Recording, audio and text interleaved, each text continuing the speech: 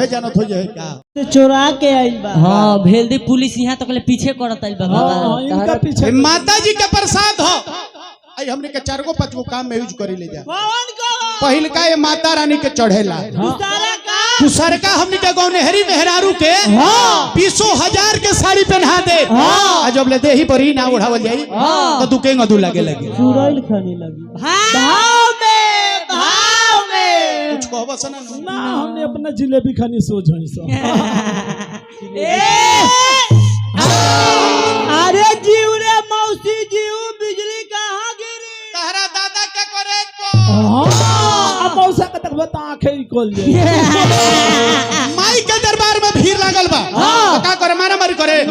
लाठी चले गोली चले अरे पागल तनी अपना दिमाग के इस्तेमाल करो यही चुनरिया के तनी पगड़ी बांध लो कैसे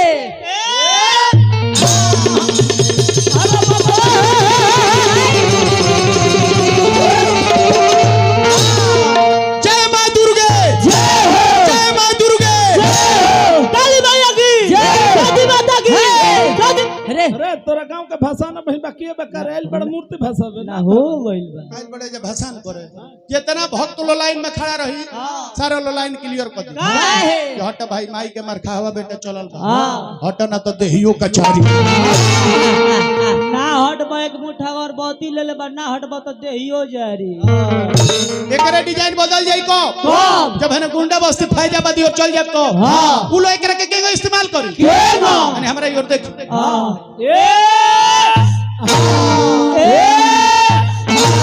पुदीना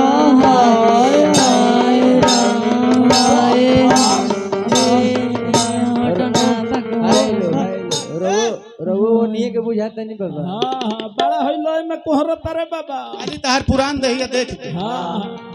आई है चुनरिया ओढ़ के हमरे के माई बहन जौन भजन गा देली आज ले इहो चुनरी जानते चाचा जी सुनरी में निमन लगे अब इनका देह पे ओढ़ा ना दी बुझाई ये भैंस के देह पर चट्टी फेंकल वही लायक बोलले बड़े गलती कहते माई बहन जब हमने के माई के दरबार में लोग जाला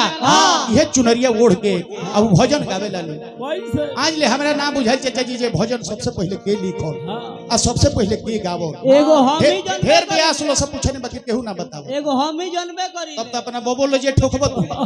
ई बराती कर के गावल बेटा अरे हमार दादा लिखले जो दादी गवली हां उनकर इया सुनली कैसे गावेला लो बाबू कैसे पूरी पका लेला मकई के ना मड़ुआ के तो खनी हरे घर का बुझाता रह सब बाबा अरे हेके घर त चौथा पाकेला एकर मतलब ये तो नहीं कि हम माई के यहाँ पूजाई ना होला अरे भौजाई के होला अच्छा मकई के पूरी पकेला आ मड़ुआ के पुआ तब तक गुलगुला बनत होई मसूरिया के लेढ़ा कोही का कैसे माई बहिलो गावेला अरे निमिया के डाल हमैया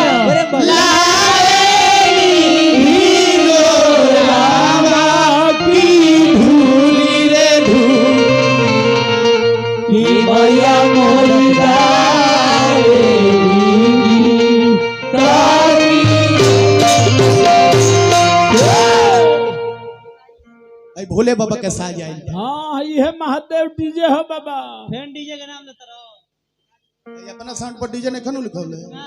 ना ठीक डीजे जहां हम देखत है हमरा बाइक खड़ा ले लेते हां बाइक पूछी का है डीजे बा नौजवान हां मोर 2 महीना सावर रहल हां आ नौजवान डीजे पर उन गहान गहले हो ये कितना लोग के पानी चढ़ावे के पर गइल सारा रोड के गिट्टी उखड़ गइल बा ई बा जवान खाती हां ई पुरानिया काका लोग खाती नहीं ना जहां बाजे लगता था हाथ दलका देता हां जहां बाजे लगता कैसे मैं पूरा नायका भाई लो नाचता कैसे डीजे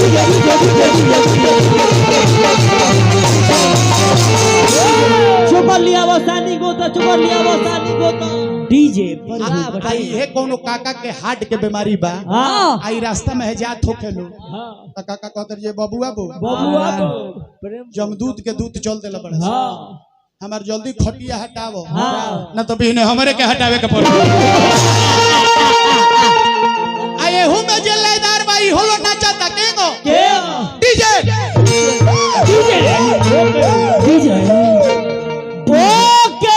ओके घाट कहीं भोले बाबा के साज हो हाँ आ जवना जग में भोले बाबा के नेवता ना दियाला वो जग के निश्चित विध्वंस बा। ई कैसे देखे विश्वास ना बलिकार तो राजा दक्ष से जाके पूछली हो। हाँ हाँ भोरवा पूछो भोरवा अरे ई जिलेबी वाला के कहता बाबा ओ शंकर जी के ससुर जिलेबी छनत हो वो गणखा बाजार पर पूर्व कही अरे ई लोगों का एकर बबुआ जहाँ ही बाज जाला चाचा जी तहाँ के दुख दलित सब नेपाल में चल जाला। नेपाल से लोग आइल होई तो सब पाकिस्तान में चल जाई, पाकिस्तान से आइल होई तो सब अमेरिका में ढुक जाई, अमेरिका से आइल होई तो सब है चीन में ढुक जाई, चीन से आइल होई तो उतना दूर काट लेके तहर दादा गोर रहे हो। अरे कर बाबा भीख मांगत रहले देशे देशे घूम के तनी मनी भोले बाबा